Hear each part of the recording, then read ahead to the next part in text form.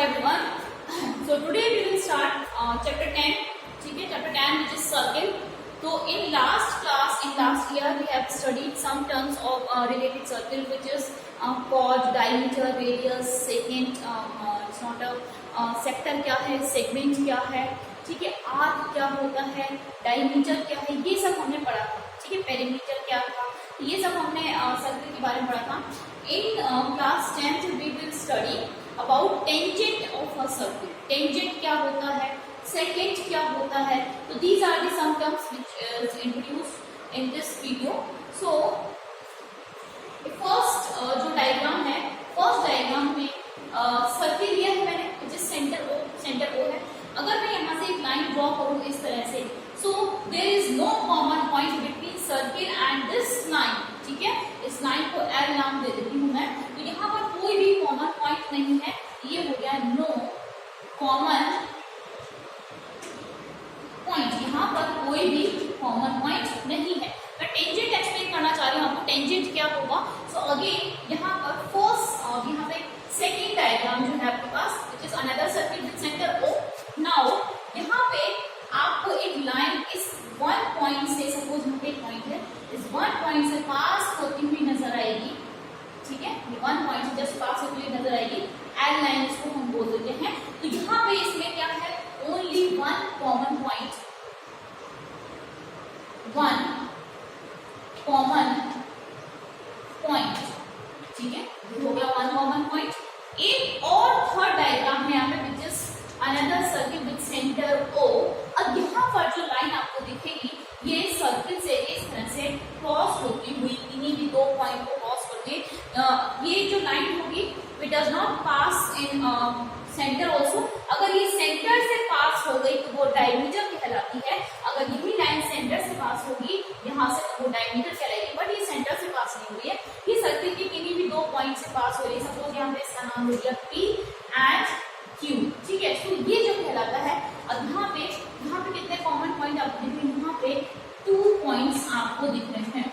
2 points पर intersect हो रहा है. 2 पॉइंट्स यहाँ पर आपको P और Q दिख रहे हैं. अब यहाँ पे बात आती है टेंजेंट क्या है, सेकेंट क्या है. तो यहाँ पर आप देखें ये जो लाइन है, ये वाली लाइन, ये पास नहीं कर रही है यहाँ से सर्किल से, किसी पॉइंट पे टच नहीं करेगी. सर्किल क्या होता है, सर्किल एक बहुत सी इनफाइनाइट मैनी पॉइंट्स को एक साथ जब हम ले लेते हैं और उनको हम इस फॉर्म में बना दें तो वहाँ पर इनफाइनाइट पॉइंट्स के थ्रू एक सर्किल बन जाता है. मतलब एक सर्किल के ऊपर बहुत सारे इनफाइनाइट मैनी पॉइंट्स होते हैं. बट ये लाइन जो है सर्किल को कहीं भी टच नहीं कर रही. तो ये there is no common point between circle and line.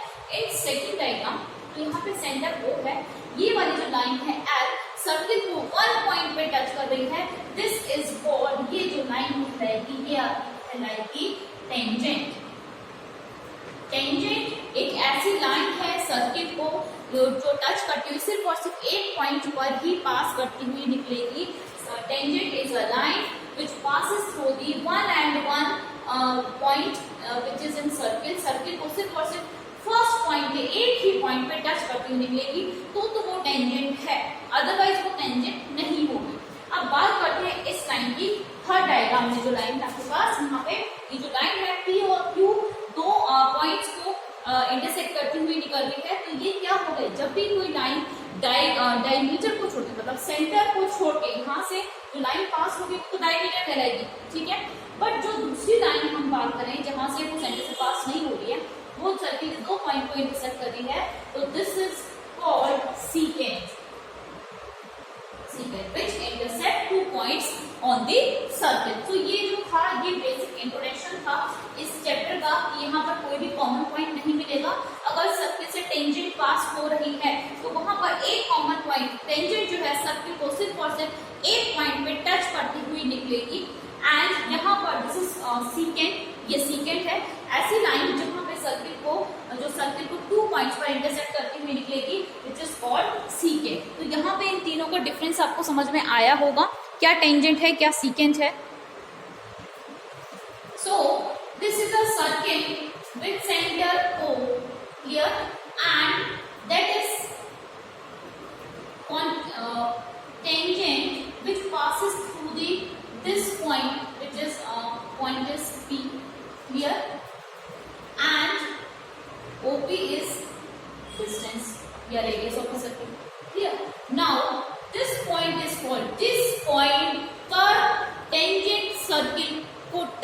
रही है, जिस पॉइंट पर टेंजेंट हमेशा सर्किल को सिर्फ और सिर्फ एक ही पॉइंट पे टच करेगी, तो जिस पॉइंट पे उसको वो टच कर रही है उसको हम पॉइंट ऑफ कांटेक्ट कहते हैं।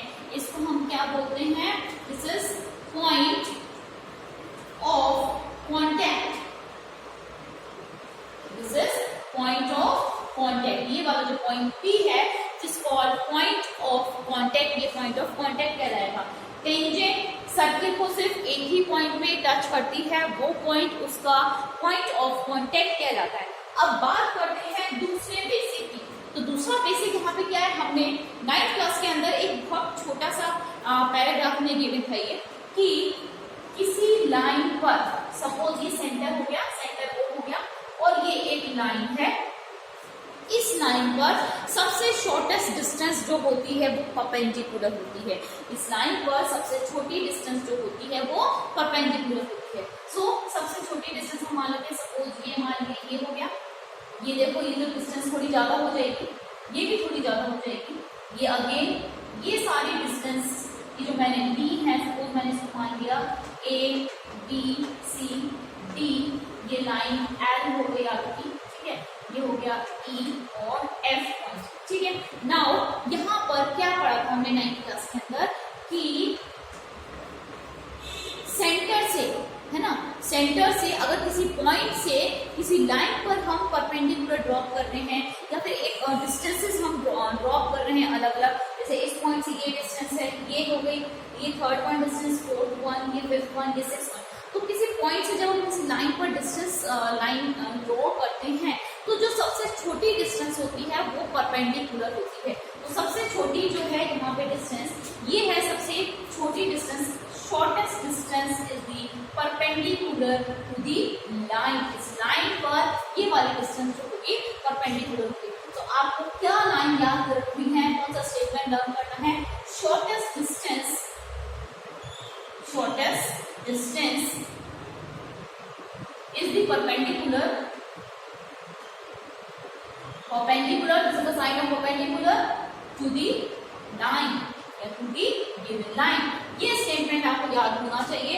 शॉर्टेस्ट डिस्टेंस जो होगी, ये वाली शॉर्टेस्ट डिस्टेंस, बाकी ये डिस्टेंस सारी पड़ी हैं, ठीक है, तो जो भी शॉर्टेस्ट डिस्टेंस होगी वो 90 डिग्री का एंगल बनाएगी गिवन लाइन पे। तो इसी का यूज करते हुए हम एक थ्योरम को करेंगे, जो कि 10.1 थ्योरम है आपकी। सो यहाँ पे थ्योरम है आपके पास, एक बुक में थ्योरम है 10.1 करके गिवन है। तो थ्योरम क्या कह रही है?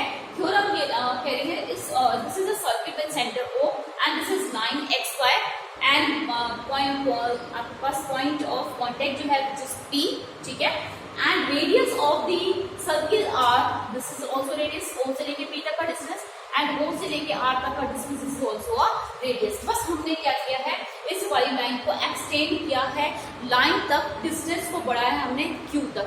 अब आपको ये प्रूफ करना है, जैसे कि अभी हमने देखा कि shortest distance is a perpendicular, आपको ये प्रूफ करना है कि ये यहाँ पे 90 डिग्री का एंगल बना रहा है।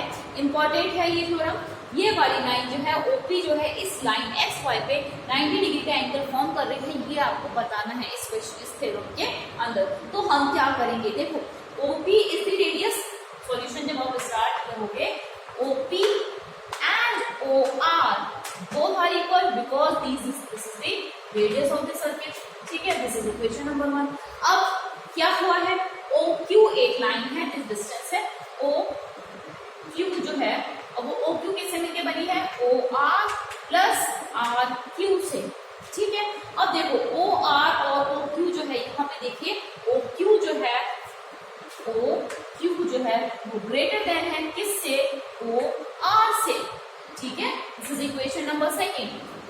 OQ ये बड़ी है किससे, OR से।